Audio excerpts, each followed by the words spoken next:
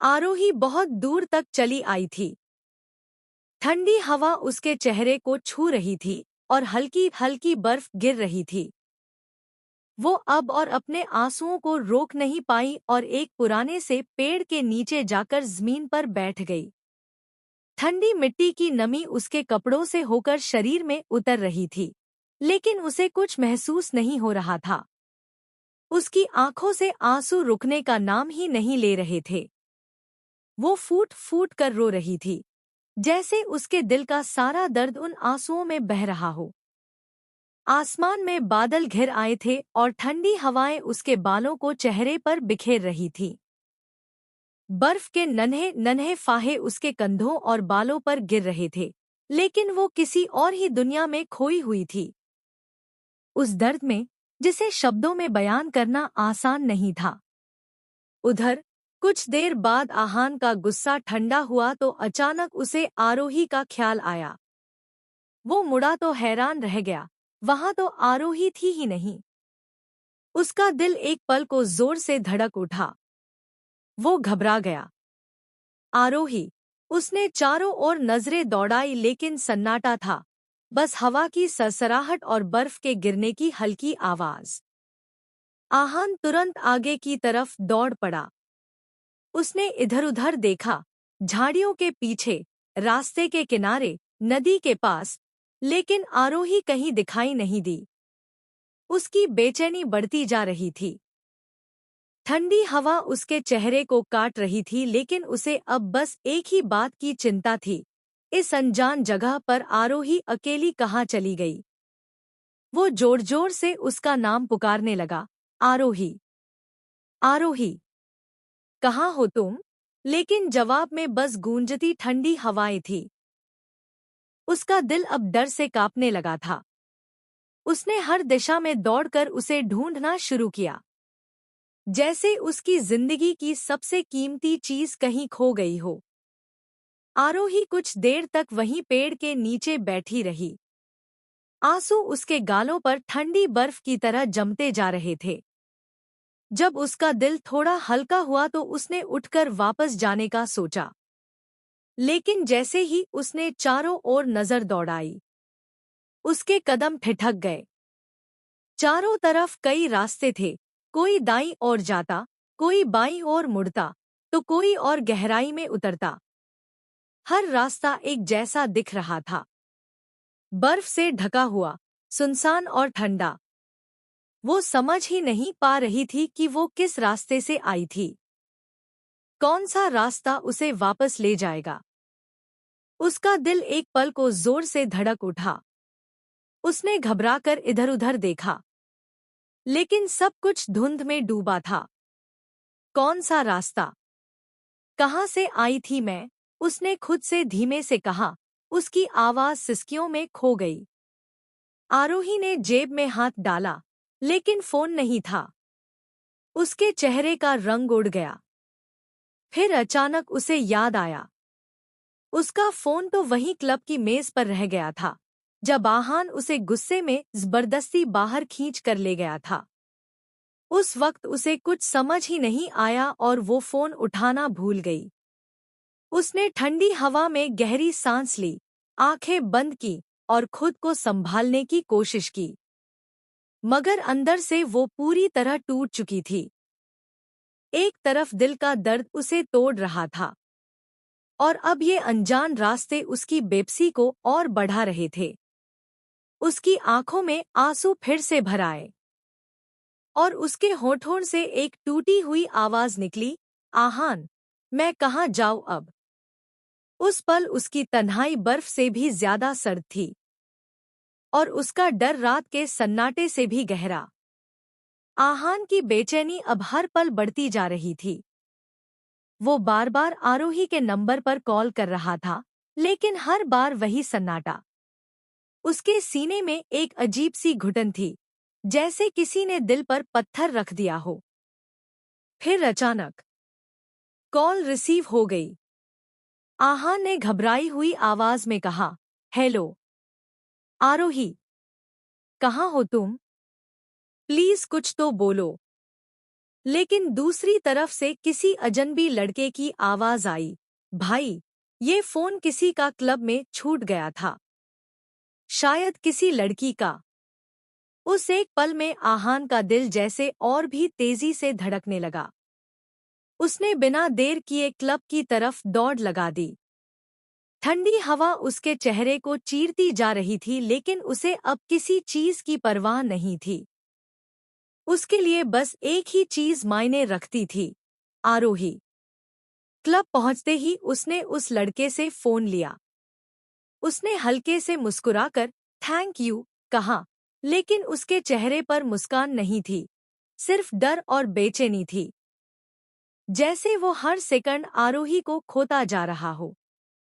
बाहर निकलते ही उसने फोन अपनी मुट्ठी में कसकर पकड़ लिया।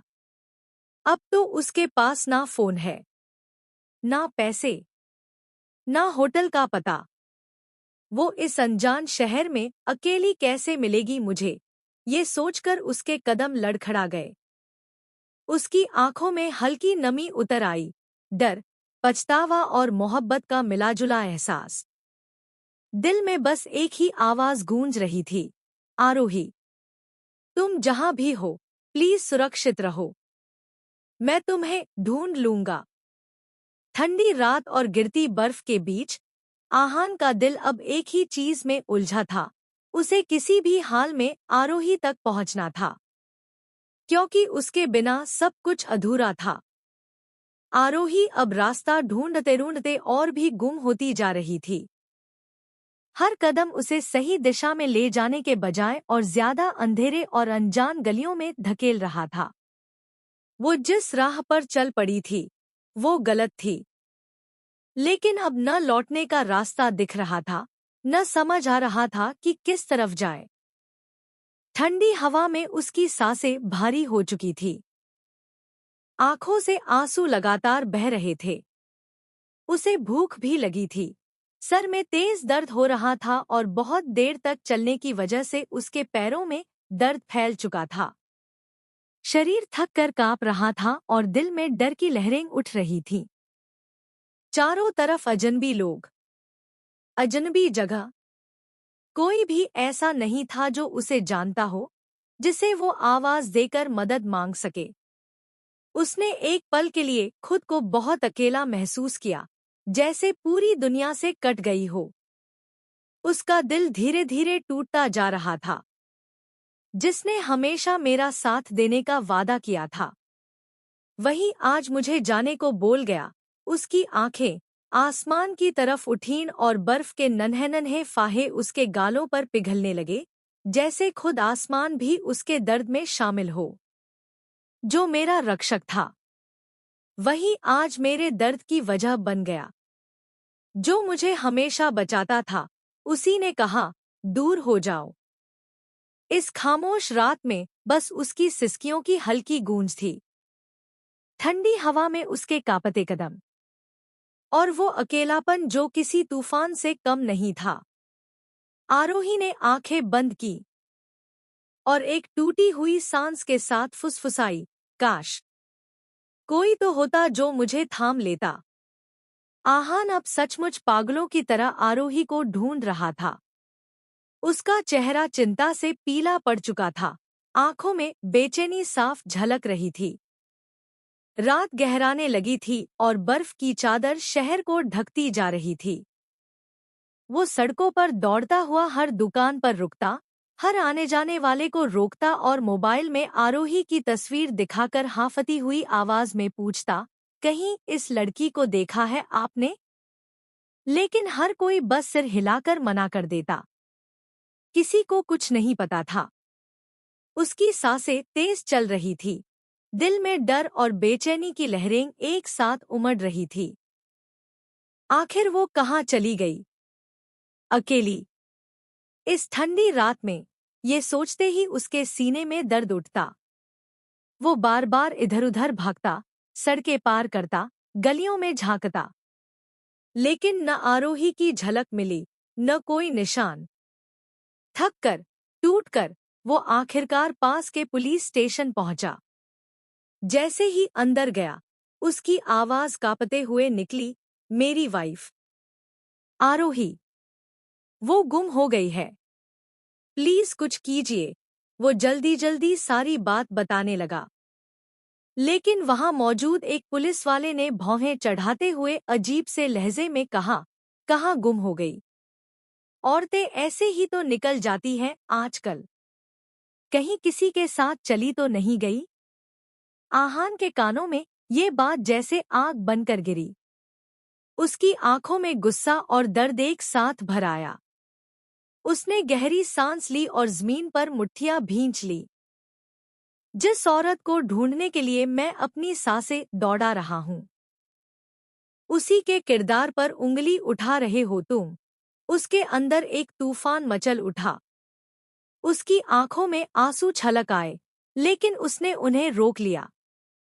वो टूटना नहीं चाहता था। नहीं, अभी नहीं। क्योंकि उसे आरोही को ढूंढना था। वो पुलिस वाले की आंखों में सीधा देखकर बोला, वो मेरी बीवी है, मेरा सब कुछ है, और मैं उसे ढूंढ कर ही रहूंगा, चाहे कोई मदद करे या ना करे। इस ठंडी रात में उसका दिल किसी जलते हुए अंगारे की तरह धधक रहा था। डर, गुस्सा और मोहब्बत सब एक साथ। थाने के कमरे में सन्नाटा सा छा गया था। पुलिस वाला कुर्सी पर बैठा हल्की हंसी के साथ बोला, कहीं ऐसा तो नहीं कि आपकी बीवी का चक्कर किसी और लड़के से हो और वो उसी के साथ भाग गई हो? देखिए साहब, हमारे यहाँ तो ऐसे हनीमून के बहुत केस आते हैं। लड़कियां तो अपने पति को रास्ते से हटाकर अपने आशिक के साथ भाग जाती हैं। शुक्र मनाइए कि आप बच गए। इतना सुनना था कि आहान की आंखों में खून उतर आया। वो झट से कुर्सी से उठा और गुस्से में पुलिस वाले का कॉलर पकड़ लिया। उसकी आवाज में ऐसा जोश और दर्द था कि पूरा कमरा थम सा गया। खबरदार, मेरी बीवी के बारे में एक शब्द भी और गलत बोला तो अंजाम अच्छा नहीं होगा, वह दहाड़ते हुए बोला। उसकी आंखों में आंसू और गुस्सा दोनों साफ झलक रहे थे। वो मेरी बीवी है, मेरी इज्जत है, मेरी जान है। मैं अच्छे से जानता हूँ वो कैसी है। वो किसी के साथ नहीं भागी। वो बस कहीं रास्ता भटक गई है। तुम्हारा काम है उसे ढूंढना, न कि उस पर इल्जाम लगाना। अगर फिर से ऐसा कहा न, तो अंजाम तुम्हारे लिए अच्छा नहीं होगा। पुलिस वाला अचानक सकपका गया। उसकी हंसी गायब हो चुकी थी। कमरे में बाकी अफसर भी खामोश हो गए।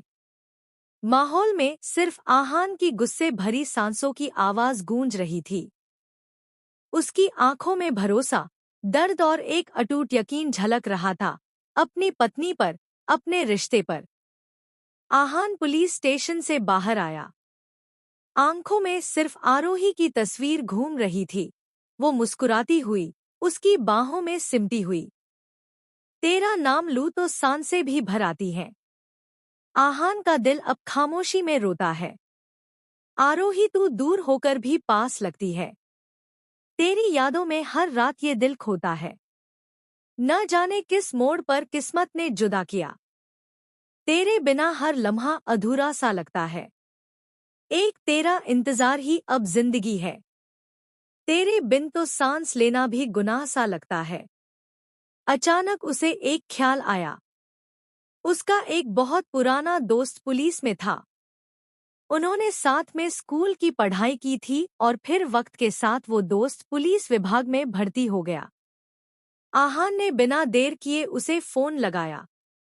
कॉल लगते ही उसने कांपती आवाज में कहा, यार, आरोही कहीं गुम हो गई है। मुझे समझ नहीं आ रहा क्या करूं। तू ही मेरी आखिरी उम्मीद है। फोन के उस पार उसके दोस्त की आवाज आई, शांत हो जा आहान। सबसे पहले ये बता, आखिरी बार वो कहाँ दिखी थी? मैं कुछ करता हूँ। आहान ने सारा किस्सा उसे बारीकी से बताया, होटल से लेकर पुलिस वालों के ताने तक। किस्मत ने भी जैसे उसका साथ दिया। उसके दोस्त की ड्यूटी उसी इलाके में लगी थी जहां आरोही गुम हुई थी। अगले ही पल आहान और उसका दोस्त आमने सामने खड़े थे। दोस्त ने उसका कंधा थामा और दृढ़ आवाज में कहा, तू चिंता मत कर, मैं तेरे साथ हूं। हम दोनों मिलकर आरोही भाभी को ढूंढ निकालेंगे। चाहे जितनी रात लग जाए, उसे वापस लेकर ही रहेंगे। आहान की आंखों में थोड़ी उम्मीद की चमक लौट आई। वो जानता था कि अकेला नहीं है, अब उसके साथ उसका सच्चा दोस्त भी है, जो उसे हर हाल में उसकी मोहब्बत तक पहुंचाने में मदद करेगा। अनदेखी मोहब्बत, एक ऐसी कहानी जो शुरू तो हो चुकी है, पर अंजाम अभी बाकी है।